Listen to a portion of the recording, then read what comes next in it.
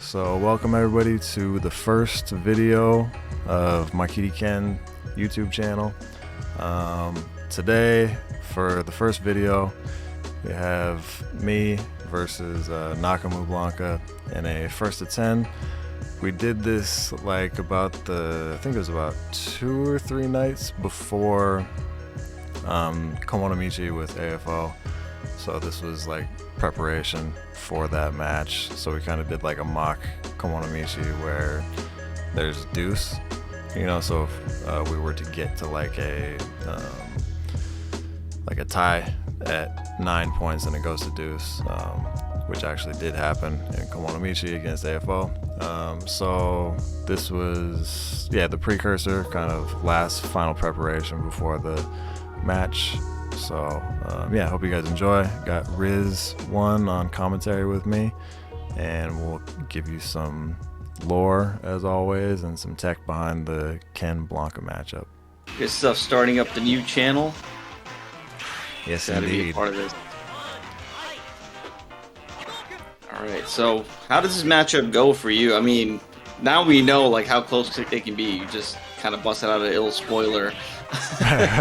No, but, I mean, yeah, I think I don't know. It's difficult for Ken a lot of times, but it's also difficult it's difficult for different reasons. Like, it's difficult for Ken to keep Blanka out, but it's also difficult for Blanka to get in once Ken has, like, you know, the upper hand.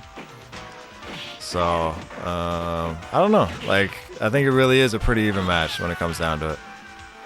Nice. Well, right now, Nakamu getting to trade with his Crouch Fierce and, you know, a much different beast altogether. I'd say those 3 Blankas between Nakamu, AFO, and obviously Komodo are pretty different styles. But again, you know, Blanka has that.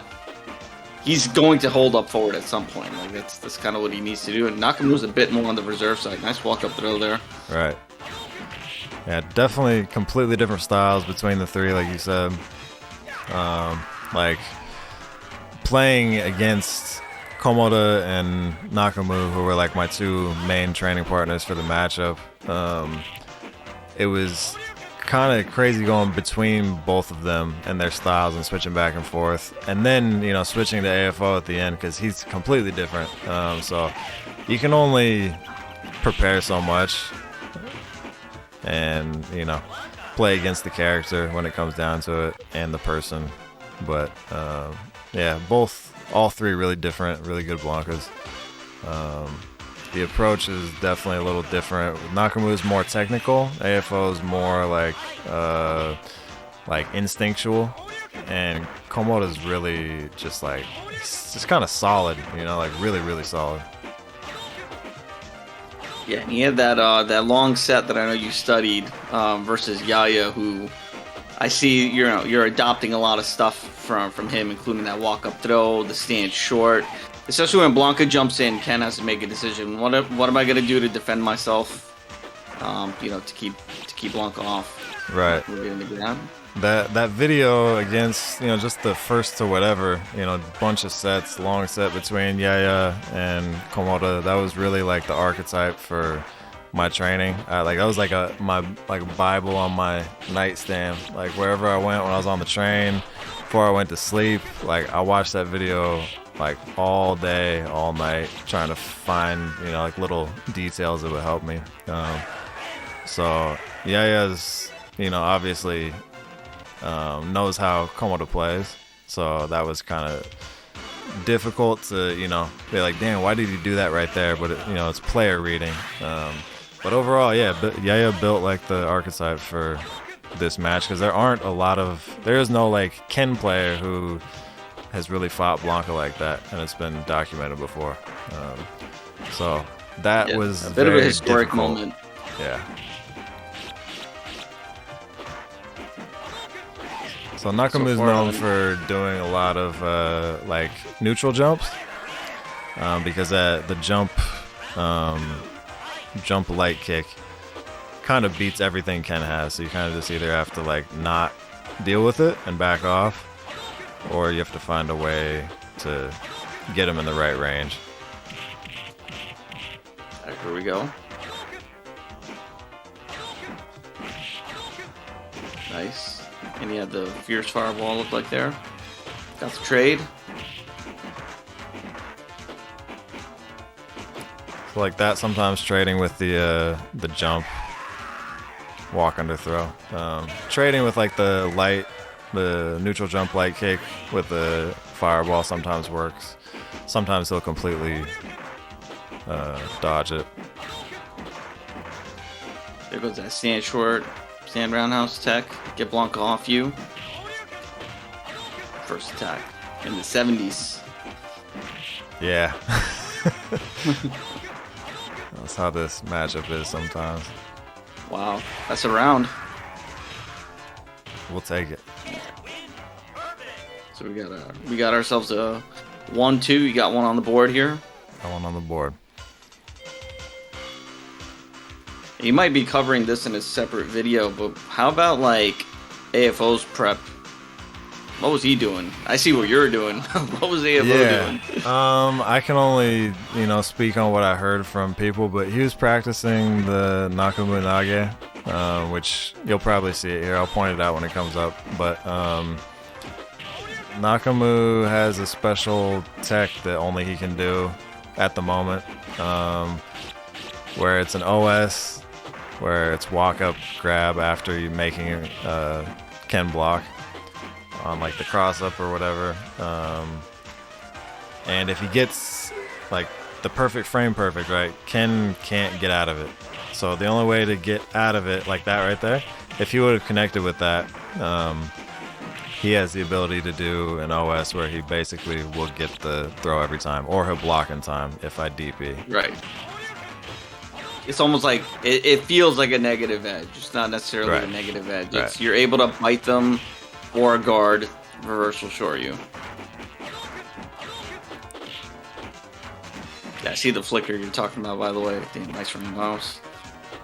Yeah, we got a little technical. What's that, car sweep short? Car sweep DP. Sometimes it works if it's not going to hit. It saves you. I used to see Damned I do that a lot when I started doing that. Oh yeah, him and Worf, they live by that. Yeah. That's their go-to. Yep.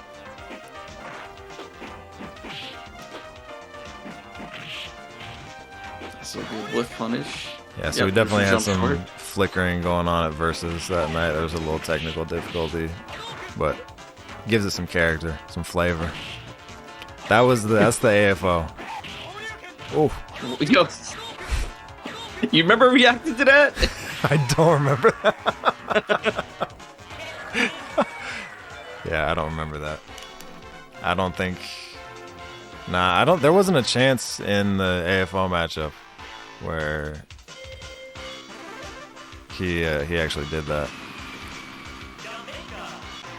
Yeah, honestly, like even when Blanka Super is about to chip out, you don't see people like the top players. They don't use it often because there's always the off chance that your opponent's gonna be able to reversal or throw out an invincible move at the right time. So right.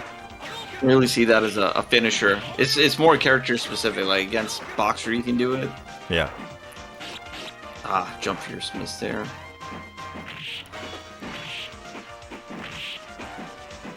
Damn. Three of those in a row, no stun is rare.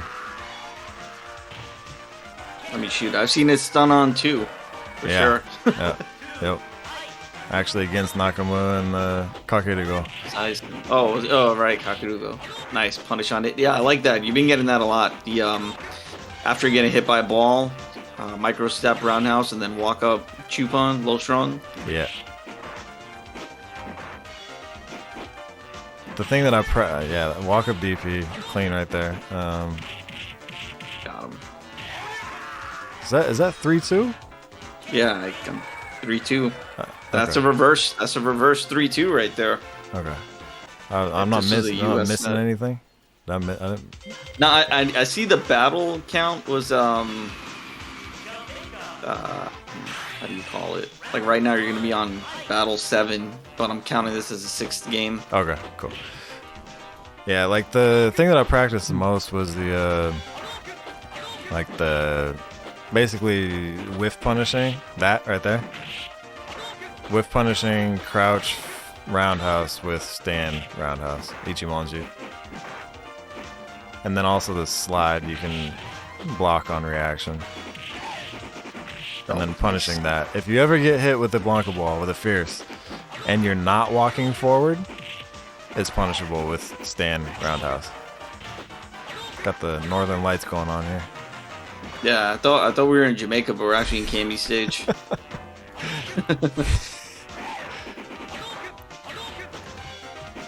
So at this point, he's just looking for a fireball to jump over and tag. Oh, nice jump back. Oh, slick. You almost still got tagged by the fierce, but ooh. Yeah, he was going for the walk-up throw for sure. Or roll into bite. So that right there. That's Nakamu Nage, but not like a perfect example of it.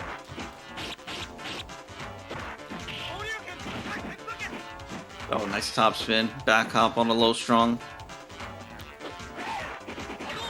I'll probably just try and chip out here. Nice little crouch medium kick.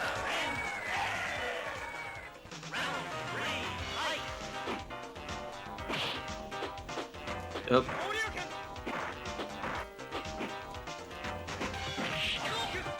Nice. Good jab, Hado. Yeah, cover yourself with stand roundhouse.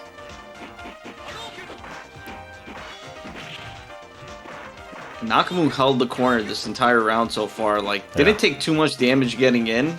Like, he's still there. But, yeah, you're getting these, the straight hits. Exact throw. Shoryu, and it's pretty much a checkmate situation. Nice.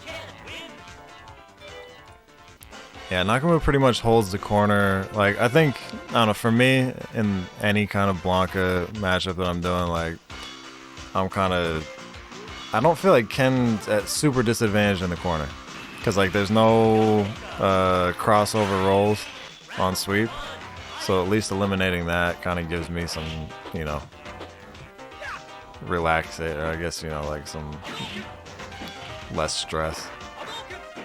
Yeah, I mean, the toughest part about being in the corner is, and this will just be like if you crack, it's throwing a bad fireball. You throw a bad Hado and you're done. But like you said, if you don't get to block a sweep, not the end of the world, because you know he can't cross over to end the round. Right. Here, that's the Nakamu Nage right there.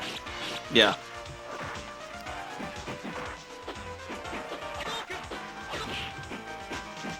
Nice. That's a great punish. The buffer. Yeah.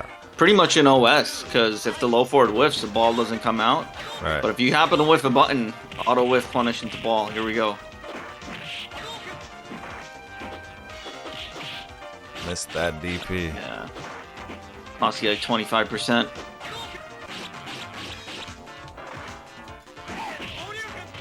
Nice. Back hops on the knee bash. Good jump. Yeah, that's tough to deal with. I was essentially a whiff punish, like a safe. Yeah, pretty much. But he'll just sit there and do, you know, neutral light kick, neutral jump light kick for, you know, the whole time, because there's really nothing you can do except walk up sweep or Ichimonji, the stand roundhouse, on his way up, if you can time it like that. Yeah, because even DP will get tagged or trade. Definitely. DP loses. So right there, if I would have gone for stand roundhouse punish, he would have hit me with crouch medium into another ball, and that's stun. He did that a bunch of times, so I stopped going after it. Yeah, I think that's another important point that you brought up, the punish on hit on ball. So as a Ken player, if you're too slow to realize that you got hit and like you delayed your hold forward, because you're basically holding forward like while you got hit to be able to get that roundhouse. So if you realize that you weren't already moving forward, don't press stand roundhouse, because it will whiff and then you will die. Right. If you get hit by that while you're walking forward at all, any forward movement, it won't. You can't walk forward and reach it. You'll whiff and then you'll eat that thing, like you said. Eat the whole combo. Nah, I knew that was coming. Yeah, unrelated. 4-4. Unrelated, but in CVS 2, when Blanka does the ball against Ken, if he does like low forward ball and Ken blocks, if he crouch blocks, he doesn't get a punish, but if he stand blocks, he could do toward roundhouse. Oh, okay. So it's important that at the end of a block string, you start stand blocking so that you can get the punish. Yeah. It's crazy. Oh, nice. Read the jump back. Matsun, that's the Nakamu nugget. Yeah, see right that. there. If you DP, he'll block it in time, and then DP gets punished. If you don't do anything, see right there, then the bite comes out. It almost looked like there's no movement. It's like immediately after the stand strong, he just jumps on you. Yeah, and he has that. Like, he's got it down, and he's the only one.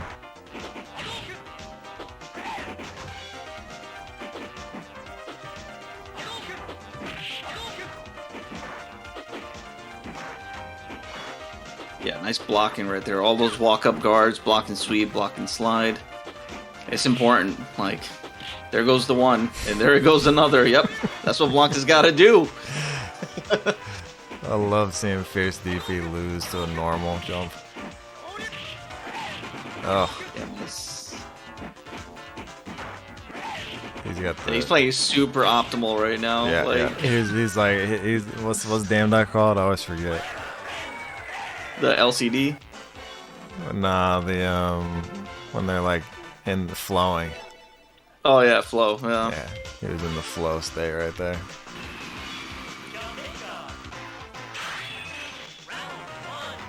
But yeah, I mean, overall, like, Ken Blanka is uncharted territory other than like Yaya and Komodo, because there was just no help, you know. I actually had to.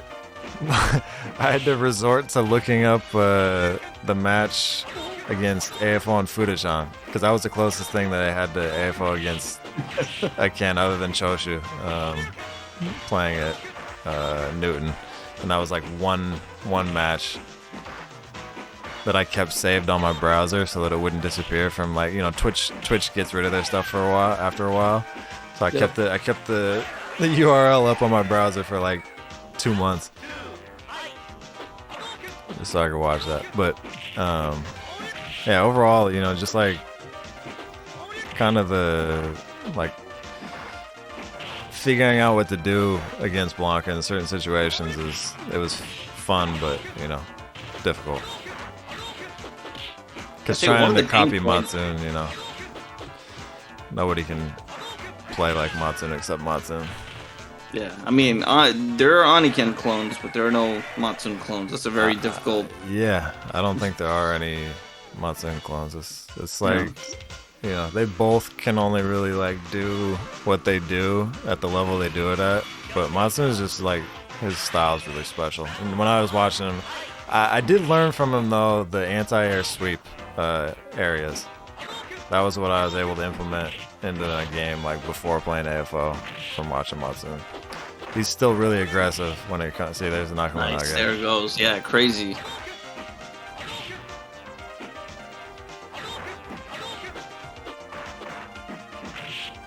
Oh. There it goes again. Yep.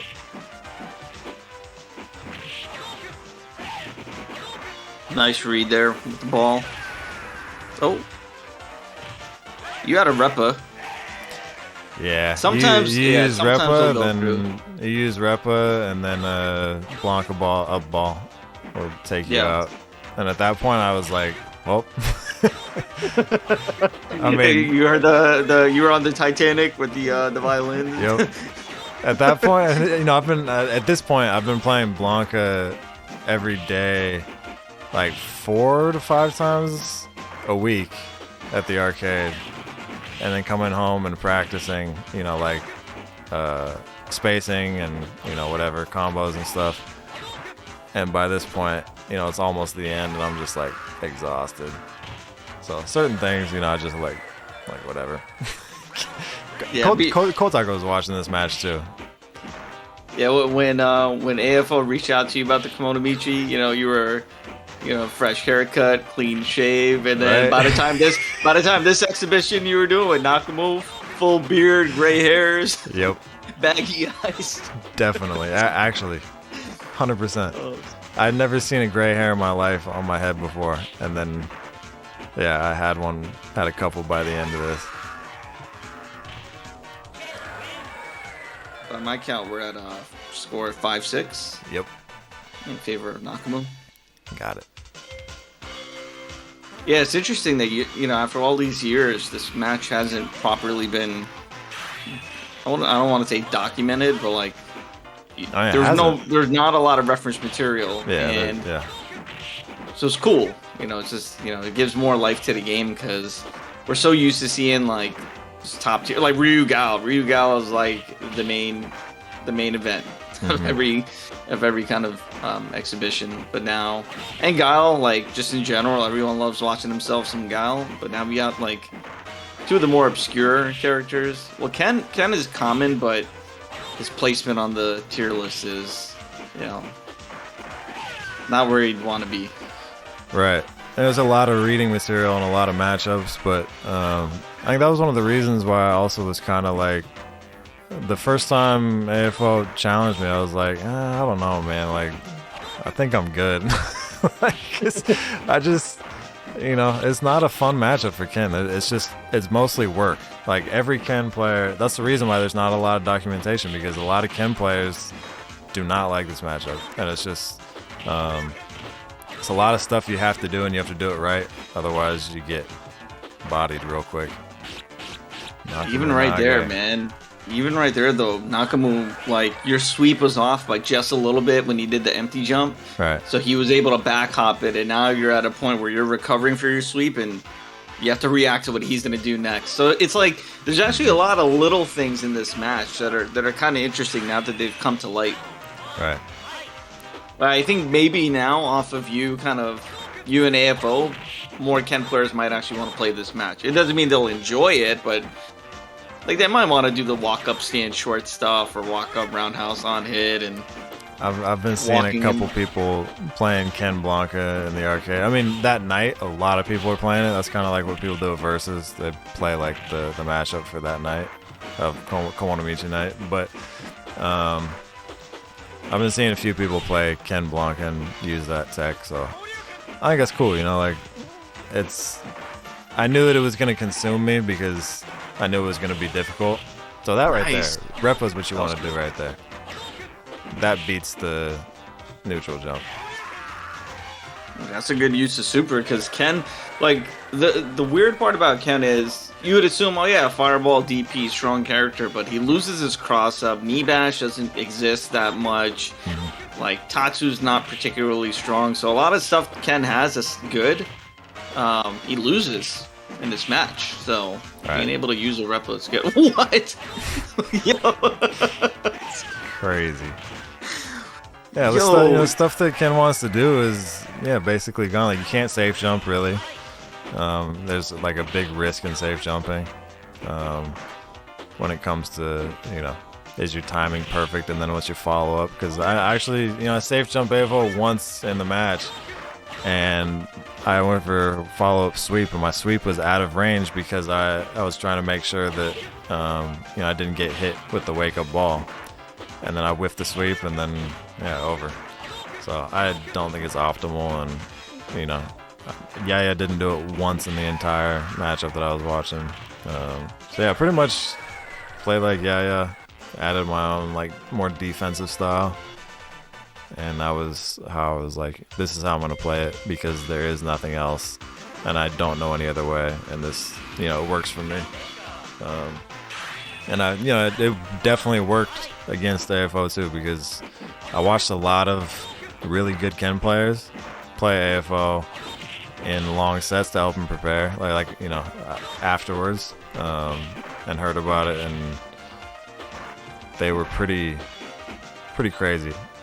Shu told Kawamata. Yeah.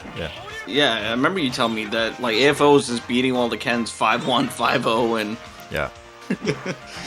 Kawamata was playing against him. We actually went to Newton at the same night, We were both there because you're not supposed to play each other until like the match. Yeah, it's like you're getting married. You can't see the bride before the. Yeah. So he was there, and he was practicing against Kawamata, and Kawamata told me afterwards, and like Hygiene drove me and Kawamata home, and shout out to Hygiene for he was Nice. that was nice. Hygiene was driving me back and forth, like if I missed my train, to help me, give me as much possible time to prepare. So shout out to that dude. But Kawamata was saying that like he got bodied by AFO on the ride home, and he was like, I don't know. And I was like, no, it's cool. I know you guys don't. Nobody believes that I'm gonna even get close. So I'm, overall I was disappointed I didn't win, but I did better than, I thought I would, and a lot of people expected of me. And Choshu told me I'm the best Ken Blanka Ken in Kanto. So if Choshu believes it, who am I to tell Choshu he's wrong? I mean, that's as surefire as Choshu jumping with the low kick. So. With the low kick. Yeah, you're definitely the best. And calling me Jajan. He still calls me Jajan Ken. My first name. That's super, super duper lore. Gotta be only used in the first video of starting my channel. Jajan Ken. Alright, 7-up. 7-up. Alright, so from here on out, I'm gonna let the lore go a little bit and focus on the match. 7-7. Let's see what's the round opener here. That's a nice jab DP though. Like Blanka's forced to block, even though it's not a true anti-air and he doesn't get a punish. Yeah, not bad. Nice whiff punish. You always wish it would hit though. Ugh. You got the startup of your roundhouse. So startup at the round startup or slide will beat Hadouken. Hadouken will beat pretty much everything else though. And I also learned that from Nakamu, that if Blanka jumps at the round start over like reading a Hadouken, he can't get the 3-piece dizzy combo. The jump roundhouse will whiff at that range. He has to take a step back and then jump. Okay, it's similar to Dictator. Like he can't hold up toward against Shotos. It completely misses. Yep. So if you jump at round start and do roundhouse for like the instant dizzy, it won't hit. So you're safe throwing a DP or throwing a fireball at round start, but you can still get he can still jump with jump fierce and get the 3-piece, but it won't. It's not gonna dizzy, most likely. Interesting. So if he gets the read, you're not completely screwed. Just kinda. Yeah, you just start with Half-Life. Not a big deal in this game. Nice. Alright, 8-7. Made that pixel count. That pixel put in work. That slow startup with the Hadouken, man. You were like $1 from going below your balance, where the banker's gonna charge you like a ton of money for going below your $10,000 balance there. When the direct deposit hit, yeah. we went to the club. Alright, so still getting a lot of mileage out of the duck punch on the slide. Nakamu jumps on he jumps on fireball reaction. Like he does, he jumps on reads sometimes, but a lot of times he sees the fireball or he sees the startup and then jumps. I don't know anybody who can do that like him. He's a Honda player, so yeah, yep. That's a Kusumondo kind of thing. Yep. He plays, main character, mastered both characters, don't want to say, so. Yep. He's definitely the best at jumping the fireballs. I feel like Komodo's really good too, though. There it goes. Look at that. Closest on here. You got a guard. Startup reversal sweep. A lot of people probably don't know, but you can get reversal normals. What? You know reversal normals, right? I need you to explain it. First frame reversal normals, nothing. The reversal, you know, like the first attacker, like 1,000 or 30,000 points for 3,000 points for reversal won't come out, but you can get a normal on the first frame. Are the properties of the move going to be any different? I mean, you're essentially just doing it the first available frame, right? Right. Yeah, I got you. Okay. It's called, in Japanese, it's called Saisoku. So Saisoku, like Dayashi, is a... like a perfect wake up sweep, basically. Yep. I like how you said, you know, we're gonna hold off on the lore. There it goes, up. He just killed. Yeah, you know what it is? You gotta like super wait and just keep pumping fireball motion until he moves forward, and just pray that it overlapped with the right stuff. Because I trained it so much. I trained it so much, and it's still like, even on training mode, I was like, this is impossible to do it on reaction every time. I don't know why it is. Like, you're just waiting for it to come and it doesn't, and then you do something. But you can actually throw it too if you get it on time. I practiced that for like a day because Nakamu was like, you know, you can try throwing it. So I was like, all right. Got it, kind of. Nice block. You can do any throw. You can knee bash it. You can throw it. Ah, the dizzy. That was one that Nakamu told me. He was like, I got kind of lucky a couple times.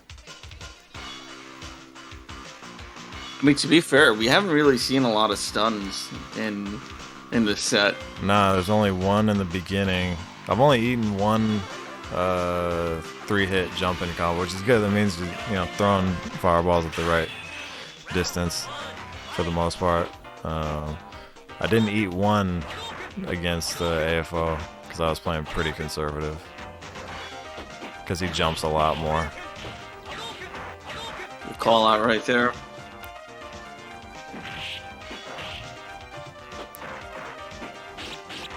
Nakamu Nage.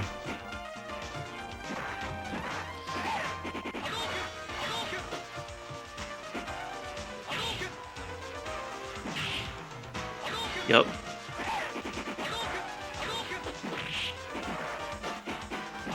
Almost kicked him into the Hado. Sometimes. Shoutouts to Aniken. Aniken and Matsuen both have seemingly sometimes random Chushoryus that work pretty well every now and then. Nice guard. And Nakamu, man. Meaty slide pressure. Got the clean jump and a stand short. What a bully. Just walk up. He did walk up crouch fierce and charged up ball, but got hit with a random 2-piece there. Wasn't ready for that. What?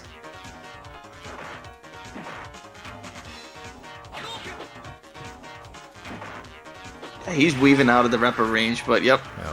Good weight. Alright, so tied up at 9-9. This is very reminiscent. or maybe, what's the word?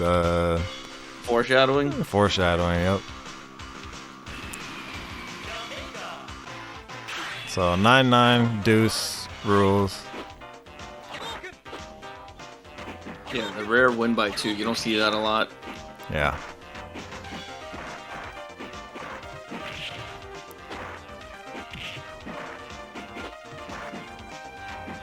Yeah, a lot of neutral jump medium kicks. Yeah.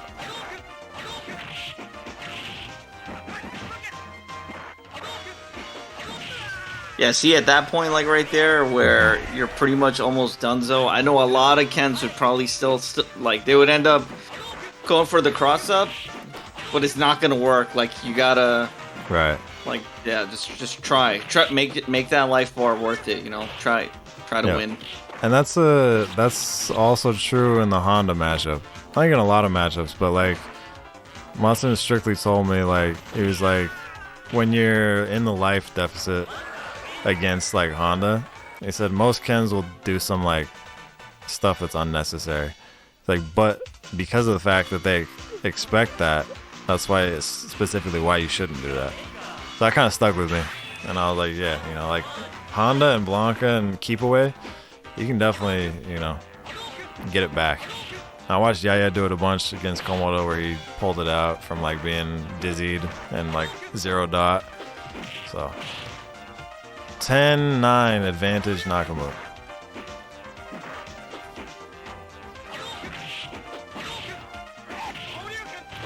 Nice. Kotaka was behind me on that one, and he was tripping on that DP.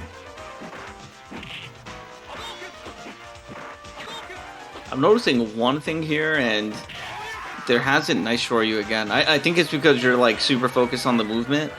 I didn't see a lot of like proxy guard stuff. Like you weren't even whiffing jabs. Nah, and so, yeah. And so Nakamu was able to like walk in and walk back a lot. So he was at a pretty comfortable range. I mean, even now you'll see it. I didn't notice it that much earlier in the set, but I feel like now he's doing a lot of walk forward, walk back. That's a really good point because I never. Oh, the rare cross up. There we go. There's the cross The one. Deuce. Back to deuce. Yeah, like I thank you for pointing that out, and like because I'm focusing so much on guarding low and not getting tripped, I don't have like the resources to stand, jab, and do proximity guard. Like I'm thinking about like that. Thinking about way too much stuff, and then also the probability of getting sweeped while you're trying to do proximity guard is kind of, I don't know, style, I guess. But I imagine that would probably work. Because Shoto low jab doesn't beat slide. There goes the Nakamu setup. Yeah, so I can see that. I mean, I wonder if in the corner every now and then. I'll take those. That's funny because I'm seeing a lot of stuff that like I fixed like before Komonomichi that I would have done differently.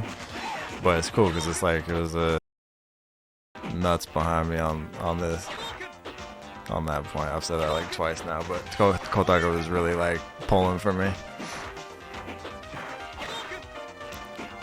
which always feels good. Probably made me do a little bit better because I knew Kotaka was like giving me support, and that'll do it. Shoot. 12-10. So basically, pretty much the same outcome as your Komonomichi match. Komonomichi, yeah. That is the first video of the makiri YouTube channel. Gonna be a lot more Ken focused content and everything. We got some other stuff coming up with I guess we can announce what the next one will be. Tentatively, the next one will be matches with Norman Jr. from Canada, Ken player who came to Japan. He's here this week and last week.